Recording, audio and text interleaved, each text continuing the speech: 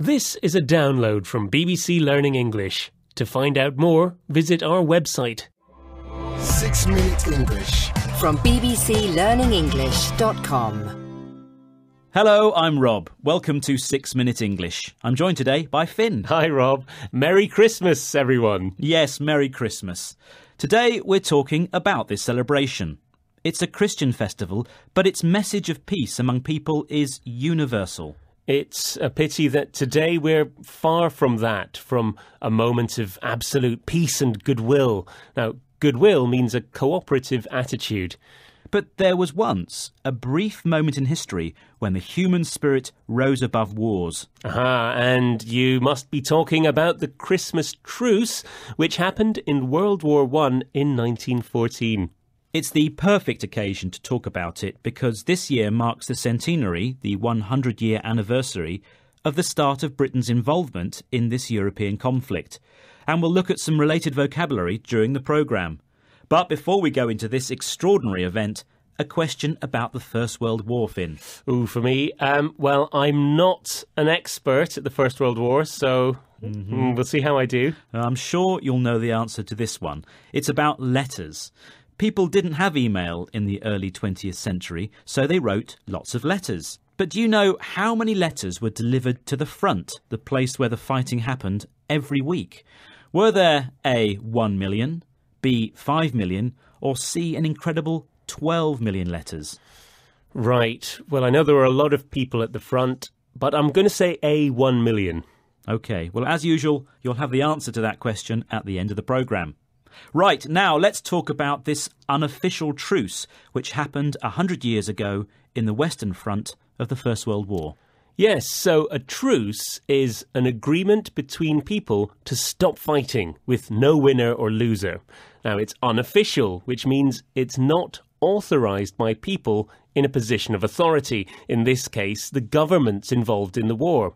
So, the soldiers just decided to simply stop fighting. Now, how was this possible, Rob? How did this happen? Well, soldiers from both trenches all of a sudden started to fraternise, which means they began to meet each other socially. And the trenches were big holes dug by soldiers from which they attacked the enemy. Living conditions were terrible in these holes. This truce might have had something to do with the bad conditions in these trenches. Let's hear what German historian Michael Jürgs has to say about the event. Which expression does he use to describe how the soldiers felt about the war? I think it happened because they were all fed up with the war. They were promised to be at home again at Christmas 1914. And after 5 months of the World War, there were already 1 million dead young people, 18, 19, 20 years old. And at Christmas night, the muddy weather became frosty and cold. And then from the German trenches, that sounds unbelievable because always Germans started wars or joined wars, we began the song Silent Night, Holy Night. That was the beginning. The German historian said the soldiers were fed up with the war, which is an informal way of saying they were bored or annoyed with it. The war was continuing and they wished they were home with their families. One night it was cold and the German soldiers started to sing a song, a carol. Yes, a carol is a happy song with a religious element, usually a Christmas song. And the carol they sang was Silent Night, Holy Night. Yes. Enough. That's the carol Silent Night, Holy Night, and it broke the ice between the soldiers. That means it made these men, who didn't know each other personally, more relaxed.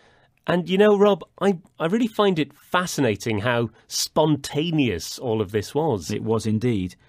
So, how did the authorities respond to this? They didn't like it at all. They banned this sort of fraternising, and it didn't happen again. But not before the soldiers from opposing armies played some football together. Ah, football? Yes, they played a match in no man's land.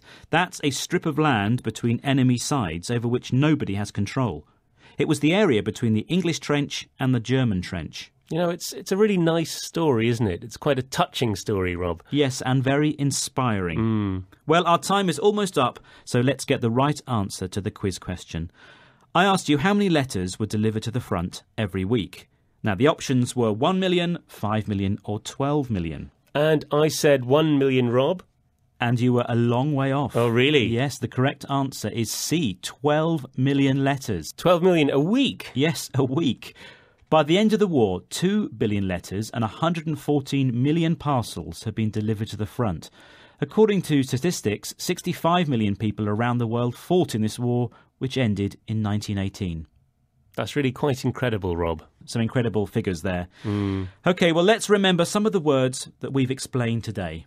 They were goodwill, centenary, truce, unofficial, trenches, fraternise, fed up with, carol, broke the ice, no man's land. Thank you, Finn. That's it for today. Do log on to bbclearningenglish.com to find more 6-Minute English programmes. And we wish you all a merry and peaceful Christmas. That's right. Merry Christmas to all. Bye. Bye. 6 Minute English from the BBC.